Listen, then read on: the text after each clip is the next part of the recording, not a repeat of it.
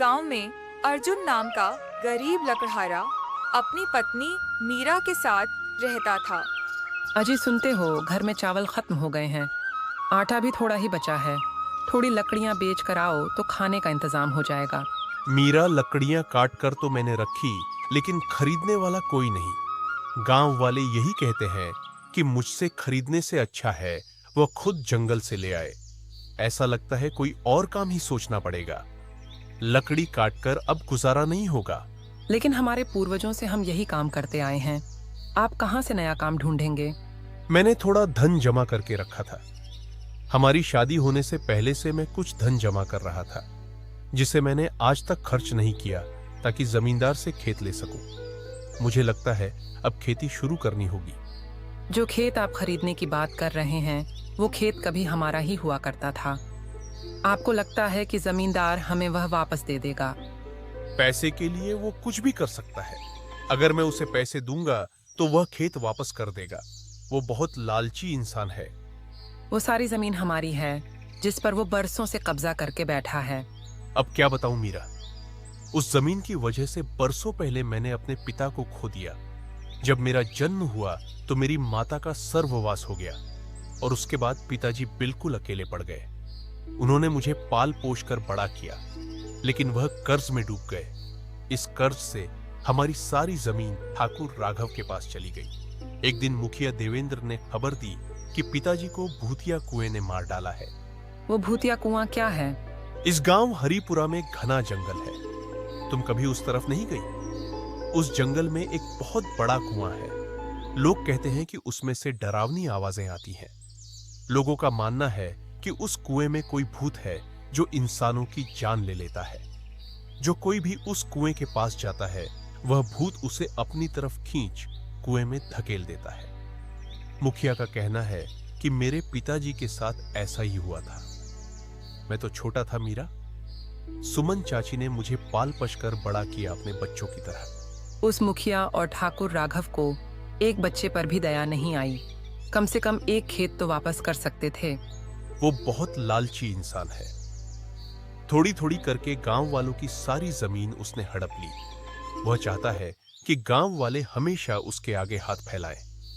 खैर, मैं आज ही ठाकुर राघव के पास जाता हूं और उससे खेत खरीद लेता हूं। इतना धन तो है कि यह खेत आ जाएगा। अर्जुन ठाकुर राघव के घर जाता है।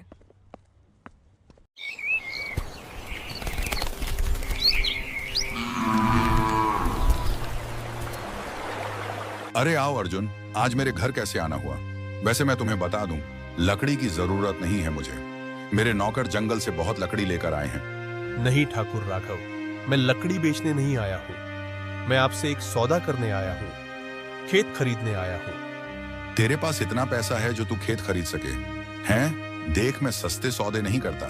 खेत तो मैं तुझे दे दूंगा, लेकिन पूरी कीमत वसूल करूंगा। मैं पैसे लेकर आया हूं, आप देख लीजिए क्या इतने में हो जाएगा। तू खेत खरीदने आया है यहाँ पे या राशन? इतने में तुझे खेत चाहिए?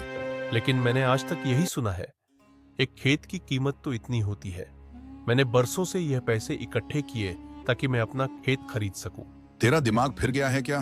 इतने कम पैसे में खेत कैसे आएगा? चला जा यहाँ से और अपना धन ले जा। ठाकुर राघव जी, थोड़ी दया तो दिखाइए। जो धन मैं लेकर आया हूं वह आप रख लीजिए और मुझे खेत दे दीजिए। जितना धन बाकी रह गया है मैं आपको फसल उगाकर लौटा दूंगा। क्या आप इतनी सी बात मान सकते हैं? मुझ पर थोड़ा विश्वास दिखाइए, मैं आपका सारा धन लौटा दूंगा। पहले तेरा बाप कर्जा लेकर मर गया। उस वक्त तो हमारे पास वसूल करने के लिए जमीन थी, लेकिन अब तू देख ले, तू कर्ज अगर लेगा तो तेरा सब कुछ चला जाएगा। नहीं नहीं, मैं खूब मेहनत करूंगा, फसल उगाऊंगा और आपका कर्ज लौटा दूंगा। आप बस मुझे खेत दे दीजिए। अरे एक लकड़हारा कब से खेती करने लगा? तू लकड़ियां काट कर अपना गुजारा कर, वही बहुत है। अब लकड़ियां इतनी बिकती नहीं है। मेरे और मेरी पत्नी के भूखे मरने के दिन आ गए हैं। इसलिए अब मैं फसल उगाना चाहता हूं और खेत में मेहनत करना चाहता हूं। आप मेरी मदद कीजिए। ठीक है, ये धन मुझे दे दे और उसके बाद भी बहुत धन बचता है जो तुझे लौटाना होगा। याद रखना अर्जुन, तू मेरा कर्जदार है। आपका बहुत बहुत धन्यवाद ठाकुर राघव जी। मैं आज से ही खेत पर काम शुरू कर देता हूं। हाँ ठीक है, अब तू जा यहाँ से, मुझे और भी बहुत काम है। अर्जुन खुशी खुशी घर पहुंचता है। मीरा बहुत बहुत मुबारक हो। किस बात की मुबारकबाद दे रहे हैं आप? क्या आपका काम बन गया? हाँ, मीरा ठाकुर राघव मान गया। क्या उन पैसों में आपने खेत खरीद लिया? क्या वह पैसे पूरे थे? नहीं मीरा, वो पैसे पूरे नहीं थे, लेकिन मैंने ठाकुर राघव को किसी तरीके से मना लिया। अब हम ठाकुर राघव के कर्जदार हैं, लेकिन मैंने सोच लिया है फसल उगा के वो कर्जा तो मैं यूं चुका दूंगा और वो खेत भी हमारा हो जाएगा। लेकिन मुझे ठाकुर राघव पर बिल्कुल भी विश्वास नहीं। कहीं यह उसकी कोई चाल तो नहीं? अरे तुम बहुत सोच रही हो मीरा, ऐसा कुछ भी नहीं है। वो क्या ही चाल चलेगा भला? आधे पैसे तो वो ले चुका है और बाकी के मैं उसे लौटा दूंगा। सीधी बात तो है, इसमें क्या सोचना। अगर आप कहते हैं तो मैं मान लेती हूँ, लेकिन मुझे अभी भी उस पर विश्वास नहीं है। चलो ठीक है, तुम घर का काम देखो, मैं खेत जा रहा हूं। मैंने कुछ बीज बचा के रखे हैं, सब्जी की फसल उगाऊंगा।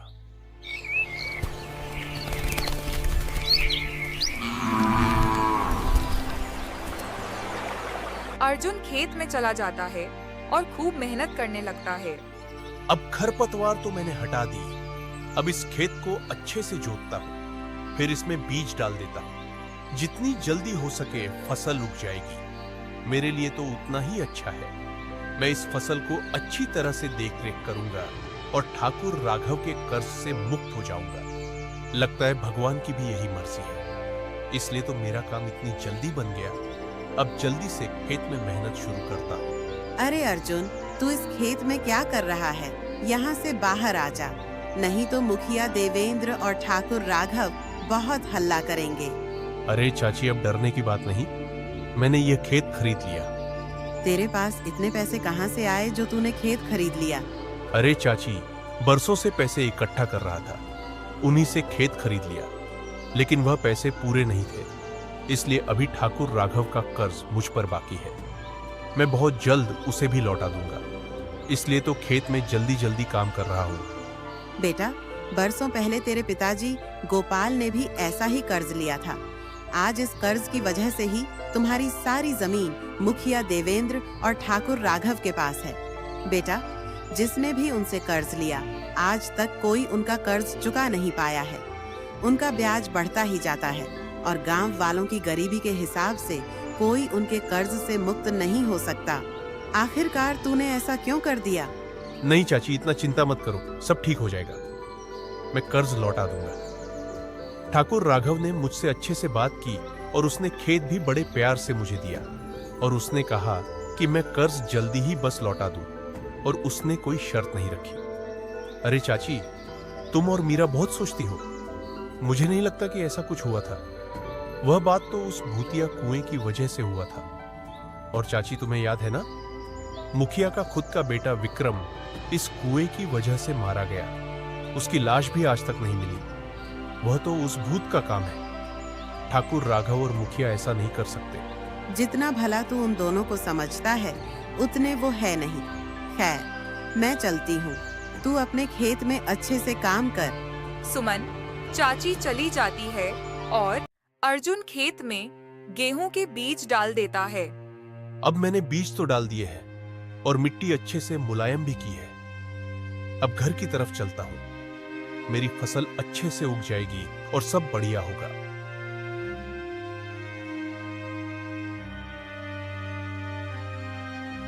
अरे अर्जुन, कहाँ जा रहा है झूमता हुआ? अरे मुखिया देवेंद्र जी, प्रणाम। मैं बस अपने खेत जा रहा हूँ, आज गेहूं की फसल बोकर आया हूँ। तेरा खेत? लेकिन तेरे पास तो कोई खेत नहीं है। तेरी सारी जमीन तो मेरे और ठाकुर राघव के पास है। तू किस खेत की बात कर रहा है? मैंने ठाकुर राघव जी से खेत खरीदा है, बस उसी में फसल लगाऊंगा। तेरे पास इतना धन कैसे आया जो तूने खेत खरीद लिया? सालों से कुछ धन इकट्ठा किया था मुखिया जी, लेकिन वो धन पूरा नहीं था। अब मुझे ठाकुर राघव का थोड़ा कर्ज चुकाना है बस। उसके बाद वो खेत मेरा हो जाएगा। ठाकुर राघव की बुद्धि घास चरने गई है कि वो गांव वालों को उनकी जमीन वापस करने लगा है। उसकी तो खबर लेनी पड़ेगी। वो ऐसा कैसे कर सकता है? अरे मुखिया जी क्या सोच रहे हैं? नहीं नहीं नहीं, मुझे कुछ काम याद आ गया। तू घर जा, मैं चलता हूँ। ठीक है मुखिया जी, मैं चलता हूँ। अर्जुन घर पहुंच जाता है और मुखिया देवेंद्र ठाकुर राघव के घर जाता है। अरे ठाकुर राघव, तेरी बुद्धि ठिकाने पर है या नहीं? अरे मेरे जिगरी दोस्त क्यों बहकी बहकी बातें कर रहा है? क्या हो गया? तूने अर्जुन को उसका खेत वापस दे दिया। तूने ऐसा क्यों किया? तूने एक बार भी मुझसे नहीं पूछा। अरे तुम्हें मुझ पर भरोसा नहीं है क्या? मुझे अर्जुन थोड़ा धन लाया था, मैंने उसका धन भी रख लिया और उसका मन भी रख लिया। क्या मतलब? अरे उसका धन भी हमारा हो गया और थोड़े दिन में जमीन भी हमारी हो जाएगी। उस पर अभी भी मेरा कर्ज बहुत है, मैं उसे ऐसे ही थोड़ी ना खेत दे दूंगा। वो खेत तो वापस हमारे पास ही आने वाला है। तुम चिंता मत करो, मेरे पास योजना है। फिर ठीक है भाई, फिर मैं चलता हूँ। तुम पर यकीन है मुझे। अरे मीरा, मैं फसल बीज बोकर आया हूँ। अब हमारे घर में खुशहाली बहुत जल्दी आएगी। देखना, मैं एक बहुत अच्छा किसान बनूंगा। अरे हाँ हाँ, किसान तो तुम बनना, लेकिन जो काम हम करते आ रहे हैं उसे मत छोड़ो। सुमन चाची कह रही थी कि उनके पड़ोसन को लकड़ी चाहिए। वो थोड़ी बीमार है, इसीलिए वो जंगल नहीं जा सकती। ना तो थोड़ी लकड़ी काट कर ले आओ। अच्छा, ऐसी बात है तो ठीक है। रात होने ही वाली है, उससे पहले लकड़ी लेकर आता हूँ। लकड़ी से थोड़े पैसे तो मिलेंगे। अर्जुन जंगल चला जाता है।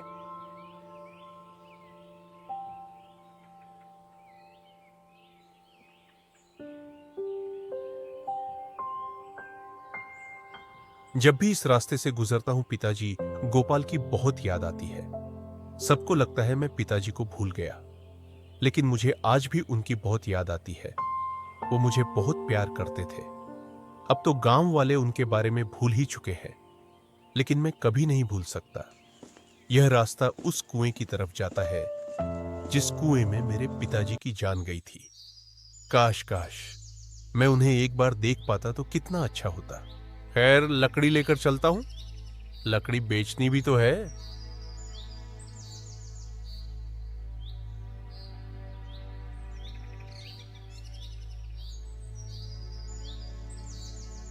लकड़ी राधा चाची के घर ही रख देता हूं। अब वो खुद ही अपने पड़ोसन को दे देगी। सुमन चाची देखो, मैं लकड़ी ले आया, तुम अपनी पड़ोसन को दे देना।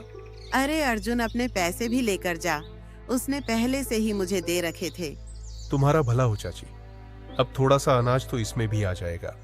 हाँ हाँ, तुम फिक्र मत करो। अर्जुन घर पहुंच जाता है।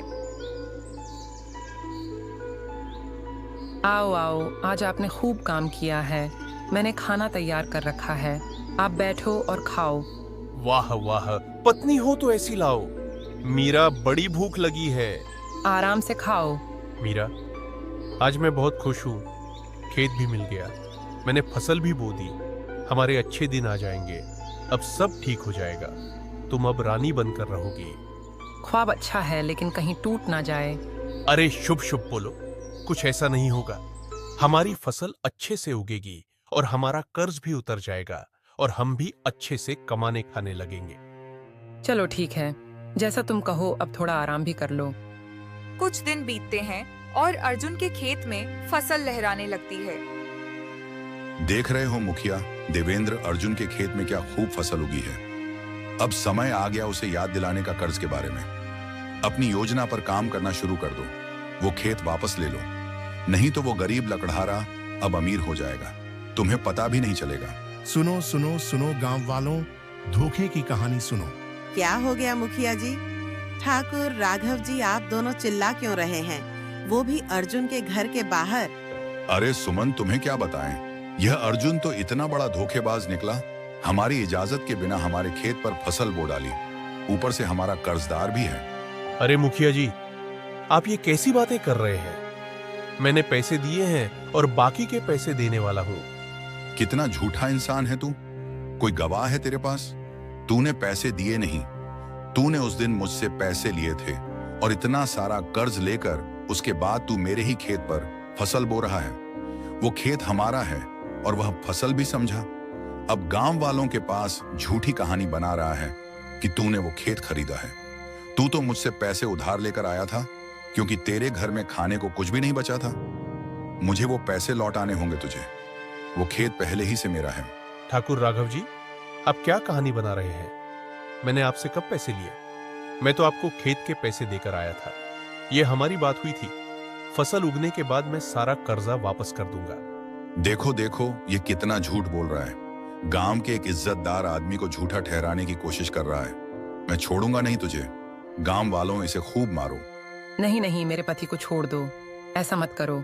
तुम अपना खेत रख लो और हम तुम्हारा कर्ज भी लौटा देंगे। लेकिन मीरा, मैंने कोई पैसे नहीं लिए हैं। भगवान के लिए अभी आप चुप हो जाइए, मैं सब जानती हूँ। तो तुम अपने पति का कर्ज चुकाओगी? ठीक है, तुम्हें मौका देते हैं।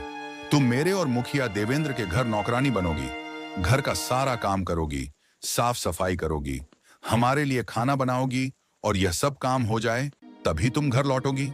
हाँ, मुझे सब मंजूर है, पर मेरे पति पर कोई अत्याचार मत करो। देख लिया अर्जुन कर्ज लेने का नतीजा। अब तेरी बीवी हमारी नौकरानी बनेगी। सब तमाशा करने के बाद ठाकुर राघव और मुखिया वहाँ से चले जाते हैं। आप उठिए और घर के अंदर चलिए। बहुत तमाशा हो गया। गांव वालों, तुम सब भी अपने घर जाओ। मीरा, आज मेरी वजह से तुम्हारी इतनी बेइज्जती हुई। कहाँ मैं तुम्हें रानी बनाने के सपने देख रहा था और कहाँ यह सब हो गया। मुझ जैसा पति तो डूबकर मर जाना चाहिए। तुम्हारी इसमें कोई गलती नहीं, लेकिन मैंने तुम्हें पहले भी कहा था ना कि ठाकुर राघव और मुखिया ये दोनों भरोसे के लायक नहीं हैं। हाँ बेटा, मैंने भी तुझे यह बात कही थी। देख ले, आज उन्होंने अपनी चाल चल ही दी। वो हमेशा से गांव वालों को ऐसे ही लूटते आए हैं, और तेरे साथ भी आज उन्होंने ऐसा ही किया। उन्होंने तेरे पैसे भी रख लिए, तुझसे खेत भी छीन लिया और तेरी फसल भी। ऊपर से तुझ पर और कर्ज भी डाल दिया, और पैसे लेने का झूठा इल्जाम भी तुझ पर ही लगा दिया। हे भगवान, आखिरकार मैंने यह सब पहले क्यों नहीं सोचा? आप रोइए मत, सब ठीक हो जाएगा। हम सब ठीक कर देंगे। क्या ठीक कर देंगे मीरा? तुम्हें जाकर उनके घर नौकरानी का काम करना पड़ेगा। तुम ऐसा नहीं कर सकती। मैं मजबूर हूँ, अब मुझे वो काम करना ही पड़ेगा। तभी हमारा कर्ज उतरेगा और वो लोग तुम्हारी जान बख्श देंगे। अगर बात मेरी जान की है तो फिर उसका उपाय है। आज रात जब मीरा सो जाएगी, मैं कुएं के पास जाऊंगा। जिस कुएं में मेरे पिताजी गोपाल की जान गई थी, मैं भी अपनी जान दे दूंगा। जब मैं नहीं रहूंगा तो गांव वाले मीरा पर जरूर तरस खाएंगे और कर्ज भी माफ कर देंगे। मीरा वापस अपने मायके चली जाएगी। मेरे मरने के बाद सब कुछ ठीक हो जाएगा। मैं ऐसा ही करूंगा।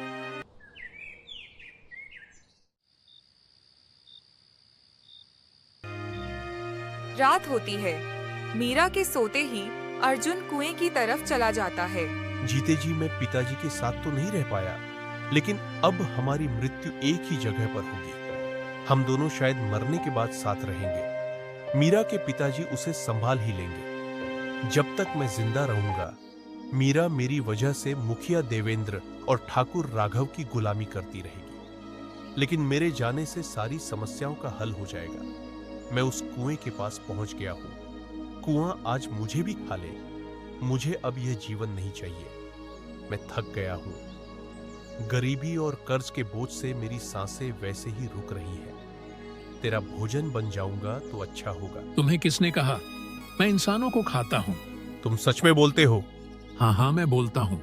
लेकिन मेरे सवाल का जवाब दो। पूरा गांव यह बात जानता है कि तुम गांव के कई लोगों को खा गए। तुमने मेरे पिताजी को भी मार डाला। तुमने मुखिया के बेटे विक्रम को भी मार डाला। आज मैं तुम्हारे पास आया अपनी मर्जी से। मुझे भी खा लो, मेरी भी जान ले लो। मैं किसी की जान नहीं लेता। मैंने किसी इंसान को नहीं खाया। मैं चुपचाप इस कुएं में पड़ा रहता हूं और इंतजार करता हूं कि कोई मुझे मुक्ति दिलाए, मेरा बदला लेकर। तुम कौन हो? क्या कोई भूत? क्या तुम क्या बात कर रहे हो? और तुम तो एक परिंदे हो। क्या तुम्हारे अंदर कोई भूत है? बेटा अर्जुन, मैं तुम्हारा पिता गोपाल हूं। ये कैसे हो सकता है? तुम तो एक परिंदे हो। जानने के लिए तुम्हें मेरी कहानी सुननी होगी। अब इतना तो तुम जानते ही हो कि मैं कर्ज से पूरी तरह से बर्बाद हो गया था। तुम्हारी मां को पहले ही ठाकुर राघव ने चाय में जहर देकर मार डाला था, ताकि मैं अकेला हो जाऊं और तुम्हें पालने के लिए मैं कर्ज मांगू। उसके बाद एक दिन मैं इस रास्ते से लकड़ी काटने जा रहा था। मौका पाकर ठाकुर राघव और मुखिया देवेंद्र ने मुझे मारकर कुएं में फेंक दिया। यह सारा दृश्य मुखिया के बेटे विक्रम ने देख लिया। कई दिनों तक मुखिया और उसके बेटे के बीच लड़ाई चलती रही, लेकिन उसका बेटा नहीं माना। उसने कह दिया था कि वह सारे गांव को यह सच्चाई बता देगा कि ठाकुर राघव और मुखिया खूनी हैं और गांव वालों से उनकी सारी जमीन हड़पना चाहते हैं। मुखिया इतना लालची था कि उसका भेद खुल जाने के डर से उसने अपने बेटे को भी मार डाला और इस कुएं में फेंक दिया। इसलिए उसकी लाश आज तक नहीं मिली। मेरे मरने के बाद मैं एक परिंदा बन गया और लोगों की मदद की गुहार लगाता रहा। जो भी यहां से गुजरा मैं मदद मांगता, लेकिन सब डर के भाग जाते, क्योंकि मुखिया देवेंद्र और ठाकुर राघव ने भूत की कहानी गांव में सुना दी थी। उन्होंने सबको झूठ कहा मैं कुएं का भूत हूं और जान लेता हूं, लेकिन वह भूत कोई नहीं है। जान लेने वाले वो दोनों खूनी हैं। मैं अपना बदला लेना चाहता हूं। पिताजी, इतना सब कुछ हो गया। मीरा और सुमन चाची मुझे हमेशा कहते रहे कि मुखिया और ठाकुर राघव कुछ तो छुपा रहे हैं। उन्होंने कुछ गलत किया है तुम्हारे पिता के साथ, लेकिन फिर भी मैं उन्हें अच्छा इंसान समझता रहा। सच्चाई जानने के बाद मेरा खून खल रहा है। आप बताइए पिताजी, मुझे क्या करना होगा? आपको मुक्ति दिलाने के लिए मैं कुछ भी करूंगा। बेटा, मैं तुम्हें यहां सोना चांदी दे रहा हूं। इसे ले जाओ और गांव में बांटना शुरू करो। गांव में यह बात फैला दो कि कुएं का भूत धनी बनाता है। जो कोई भी उसके सवाल का जवाब दे सच्चाई से, उसे वह खूब धन देता है। बस यह बात मुखिया देवेंद्र और ठाकुर राघव तक पहुंच जाए। उसके बाद उनका लालच उन्हें यहां खींच लाएगा। तुम्हें गांव वालों को भी इकट्ठा करना होगा।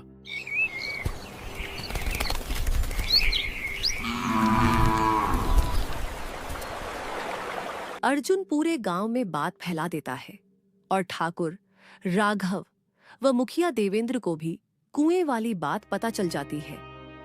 ठाकुर राघव कहते हैं, हमें आज रात ही कुएं के पास जाना होगा। वहां से धन इकट्ठा करके लाना होगा। सुना है वहां सोने के भंडार हैं। बस सिर्फ कुएं के सवाल का जवाब ही तो देना है। क्या तुम्हें लगता है कि अर्जुन सच बोल रहा है? और क्या लकड़हारे के पास इतना सोना कैसे आया? हाँ, वो सारे गांव में बांट रहा है। तो ठीक है, बस रात होने वाली है। आज ही हम कुएं के पास जाएंगे और कुएं में जो जिन्न है उससे कह देंगे कि हम सारा धन हमें ही दे दें, गांव वालों को कुछ ना दें। अर्जुन, तुम्हारी योजना कामयाब हो गई।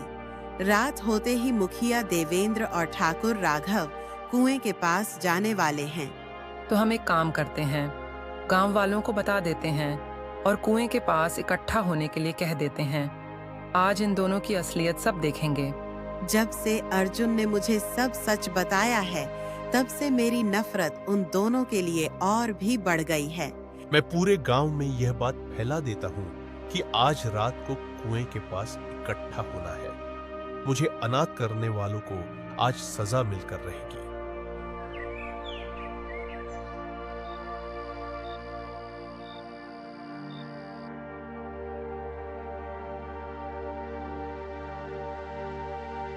कुआं अपना सवाल पूछ और धनवान बना। हाँ हाँ जरूर, लेकिन सवाल थोड़ा मुश्किल है और अगर तुमने सही जवाब नहीं दिया तो मैं तुम्हें खा जाऊंगा। हाँ हाँ, पूछो पूछो, झूठ क्यों कहेंगे? तुम तो हमें धन देने वाले हो। सालों पहले एक लकड़हारे को तुमने यहाँ मारकर फेंका था। अरे तुमसे क्या छुपाना, ये बात सच है। हमें उसकी जमीन चाहिए थी, इसलिए हमने षड्यंत्र रचा, उसे फंसाया और उसके बाद उसे मारकर इस कुएं में फेंक दिया। हम तो बस जमीन लेना चाहते थे, वो सीधे तरीके से नहीं दे रहा था। हमारी इसमें क्या गलती? सुन लो गांव वालों, दो खूनी आज अपना गुनाह कबूल कर रहे हैं। इतना ही नहीं, इन्होंने खुद अपने बेटे को भी नहीं छोड़ा। मुखिया ने अपने बेटे को खुद मार दिया और कुएं के भूत के नाम पर उसे कुएं में भेज दिया। जिसकी आवाज कुएं से आती है वह कोई और नहीं, मेरे पिता गोपाल हैं। गांव वालों, इस कुएं में कोई भूत नहीं। इस कुएं में मुझे मारकर फेंका गया था। इन दोनों ने मुझे मारा था और मेरी पत्नी को भी। तुम सबकी जमीन इन लोगों ने धोखे से छीन ली और तुम्हें कर्ज के जाल में फंसा लिया। मेरे बेटे के साथ भी यही करने वाले थे, लेकिन मैं ऐसा नहीं होने दूंगा। अब इन दोनों को मुझे सजा देनी होगी। यह दोनों ना तो जीने के लायक है और ना ही माफी के। इनकी सजा यही है कि इसी कुएं में इन्हें भी धकेल दिया जाए, और हम गांव वालों का यही फैसला है। आज मेरे पिताजी को मुक्ति मिलेगी और सभी गांव वालों को भी। तुम जैसे दुष्ट लोगों को मारकर हमें पाप नहीं लगेगा। अगर तुमने यही तय किया है तो फिर इसके गंदे खून से अपने हाथ मत रंगो। यह काम मैं ही कर दूंगा, मुझे मुक्ति भी मिल जाएगी। लेकिन उससे पहले मैं पूरे गांव वालों को धनवान बनाना चाहता हूं। इस कुएं की आसपास की जमीन तुम लोग जब खोदोगे तो यहां तुम्हें भर भर कर सोना मिलेगा, जिससे तुम सभी लोग धनी हो जाओगे। और मेरे बेटे अर्जुन का हमेशा ख्याल रखना। अब मैं चलता हूं। परिंदा मुखिया देवेंद्र और ठाकुर राघव को कुएं की तरफ खींचता है और कुएं में गिरा देता है। गांव वाले कुएं के आसपास की जमीन खोदते हैं और सबको खूब धन मिलता है।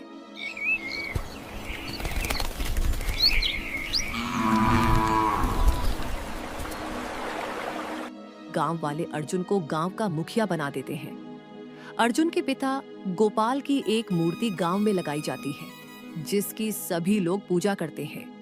इस तरह से अर्जुन अपने पिता को मुक्ति दिलाता है और मुखिया देवेंद्र और ठाकुर राघव के प्रकोप से हरिपुरा गांव को बचाता है।